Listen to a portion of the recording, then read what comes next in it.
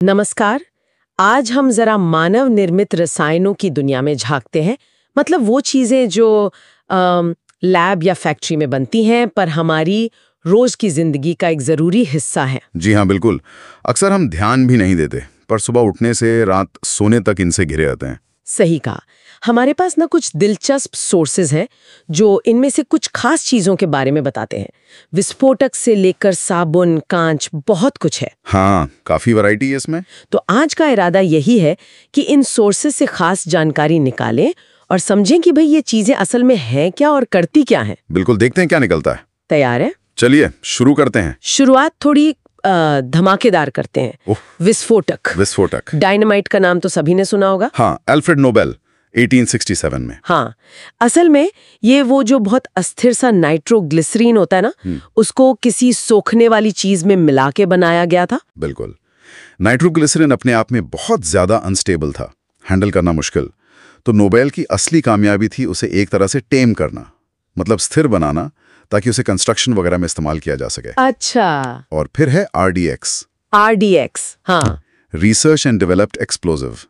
ये 1899 में जर्मनी में बना। अच्छा। ये अपने आप में काफी शक्तिशाली है, पर इसमें एल्यूमिनियम पाउडर मिलाते हैं। हाँ, मैंने पढ़ा।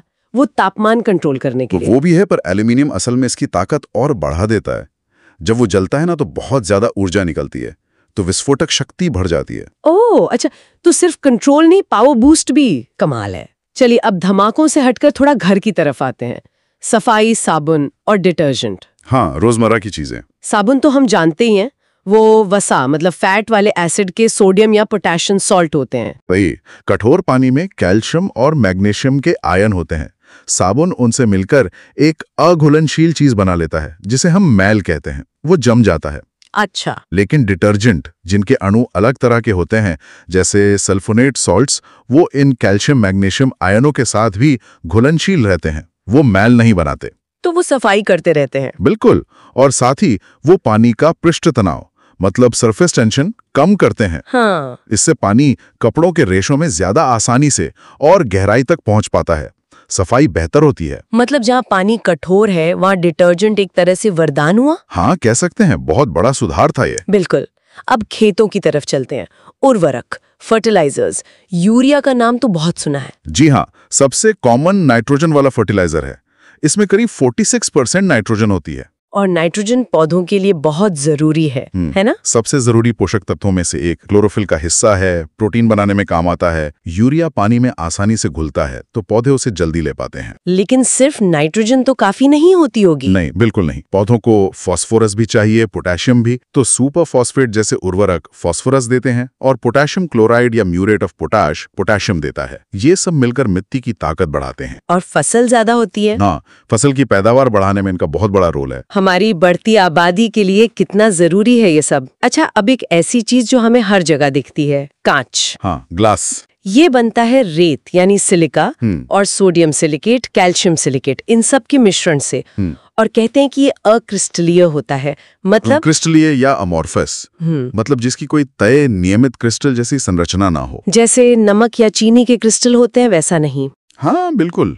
आप सोचें कि जैसे ईंटें एक के ऊपर एक सलीके से जमी हों, वो हुआ क्रिस्टल। और अगर ईंटों का बस एक ढेर लगाओ बेतरतीब, वो हुआ अक्रिस्टलीय। कांच उस ढेर जैसा है। अच्छा। अणुओं की कोई फिक्स जमावट नहीं होती। इसी वजह से इसका कोई शार्प, निश्चित गलनांक यानी मेल्टिंग पॉइंट नहीं होता। गर्म करने पर ये धीरे धीरे नरम होता जाता है। ओह, और इसी वजह से उसे अलग अलग शेप दे पाते हैं। बिल्कुल, यही गुण उसे मोल्ड करने लायक बनाता है।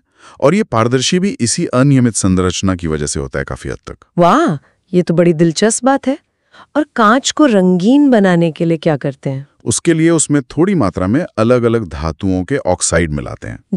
जैसे कोबाल्ट ऑक्साइड से गहरा नीला रंग आता है। हाँ, देखा है। फेरिक ऑक्साइड से थोड़ा भूरापन आता है। क्यूप्रस ऑक्साइड लाल रंग दे सकता है। क्रोमियम ऑक्साइड से हरा।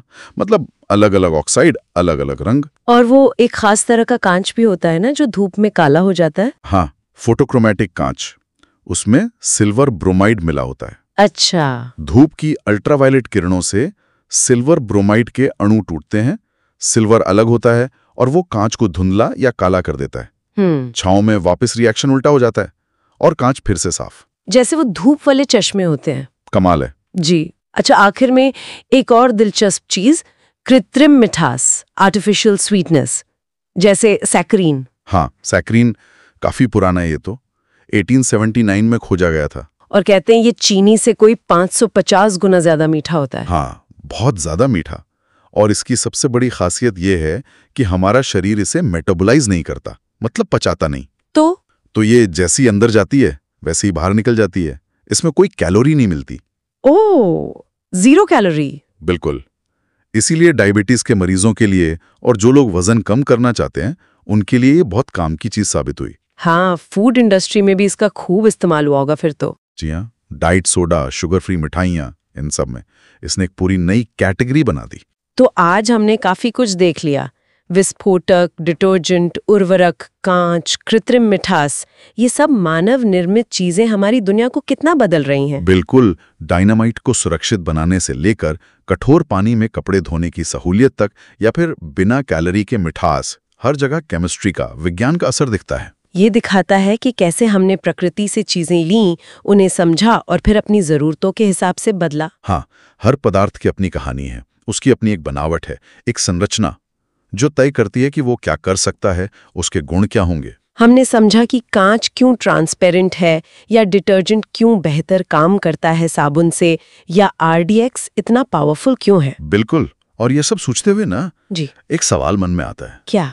कि भविष्य में क्या, जैसे जैसे विज्ञान और तकनीक आगे बढ़ रहे हैं, हम और कौन से नए पदार्थ बनाएंगे, ऐसे पदार्थ जिनके गुणों की शायद आज हम कल्पना भी नहीं कर सकते। हाँ, ये तो है। और उनका हमारी जिंदगी पर, हमारे पर्यावरण पर, इस ग्रह पर क्या असर होगा, ये सोचने वाली बात है, एक अहम सवाल।